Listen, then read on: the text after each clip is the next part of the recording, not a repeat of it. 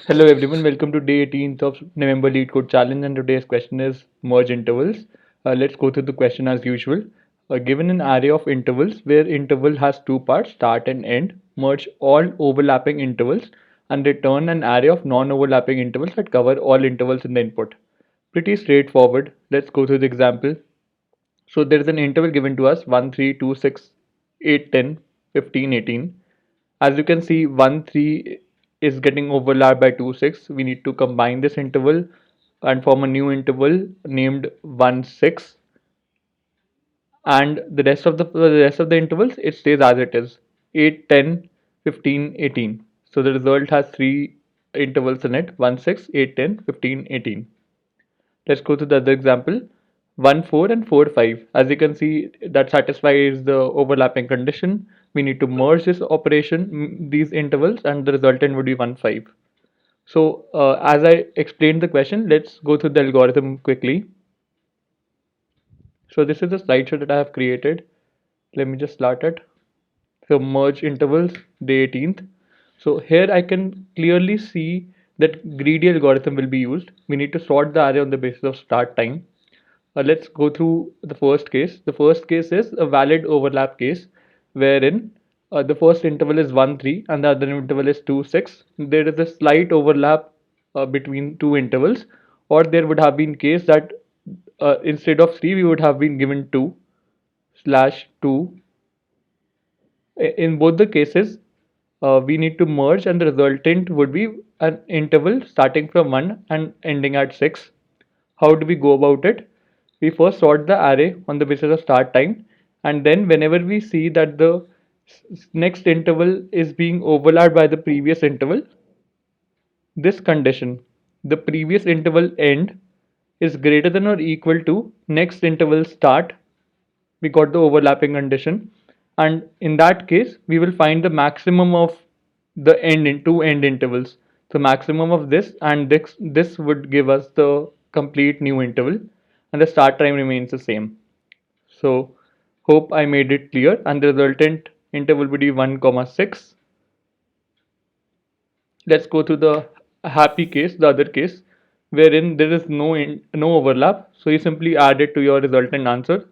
So you'll add 1 comma 7, and then you will add 9 comma 11.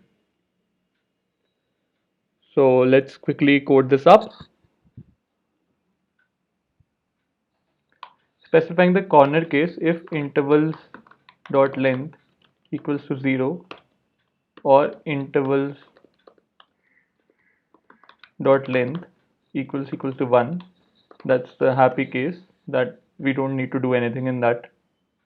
So we'll simply return intervals back. Now let's sort the array as discussed on the basis of start time, writing the custom comparator.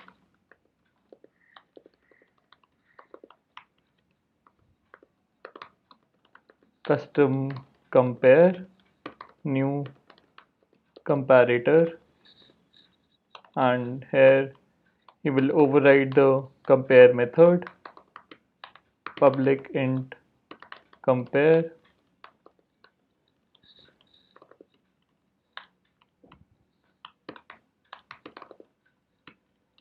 integer b, return a 0 b 0 minus b 0, arrays dot sort intervals comma custom compare. And now let's create our resultant array. So since we don't know the size of the resultant array, I have to take it as a list. N is new array list, and let me just take a start I variable for iterating over the intervals. Oh, actually I don't need it. Let me just use another kind of for loop for this intervals. So I can extract the first interval. Oh, like this. If ans dot size equals to 0, nothing is there in ans, we'll simply add the interval there. So I added the interval. else let me just get the top of the previously added interval. So last interval equals to ns dot get ns dot size minus 1. So that will give me the topmost interval that was added in my answer set. If last interval's end is equal to or is greater than or equal to current interval start, so that's our overlapping condition. What we are going to do is we'll find the maximum of the maximum of the previous interval and the current interval till max end. That will be last interval end, last interval's end, max dot max last interval's end comma current interval end, and we will remove the previously added interval. So integer start would be last interval start, and we will remove the previously added interval. So we have removed it. We'll add another one, new int start comma max end. Otherwise there is no overlap. Happy case, we'll simply add that interval.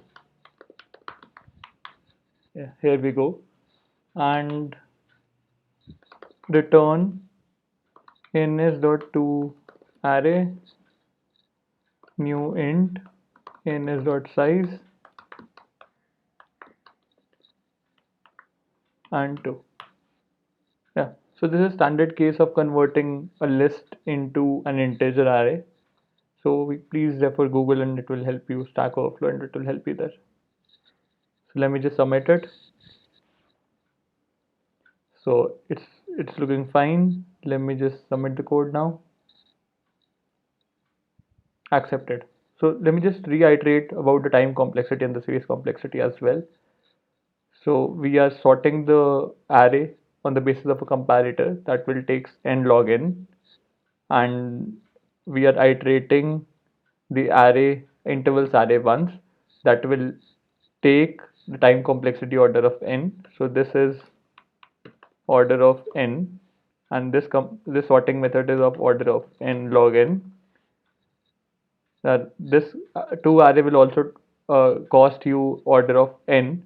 So in totality, the complexity turns out to be order of n log n, and the space complexity would be the number of intervals in your resultant array. That will be of order of n again. Thanks for watching the video.